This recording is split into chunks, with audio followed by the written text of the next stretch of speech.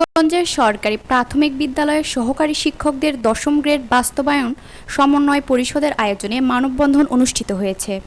নীলফামারী জেলার কিশোরগঞ্জ উপজেলা পরিষদের সামনে প্রাথমিক শিক্ষক 10 গ্রেড বাস্তবায়ন সমন্বয় পরিষদ কিশোরগঞ্জ উপজেলার ব্যানারে আয়োজিত মানববন্ধনে 5 শতাধিক শিক্ষক অংশগ্রহণ করেন।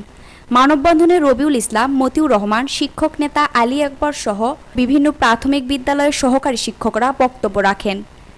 দাবির যৌক্তিকতা তুলে ধরে বক্তারা অবিলম্বে প্রাথমিক বিদ্যালয়ের সহকারী শিক্ষকদের দশম গ্রেড এবং প্রধান শিক্ষকদের নবম গ্রেড বাস্তবায়নে অন্তর্বর্তী সরকারের প্রধান উপদেষ্টার প্রতি জোরালো দাবি জানান। অন্যথায় কঠোর কর্মসূচির হুঁশিয়ারি দেন তারা।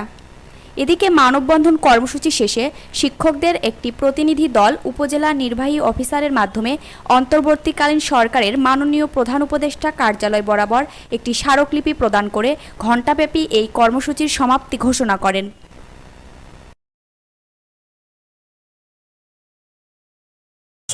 আমরা যে জন্য আসছি, আমাদের এক দফায় এক দাবি, সেটা হচ্ছে দশম গ্রেড।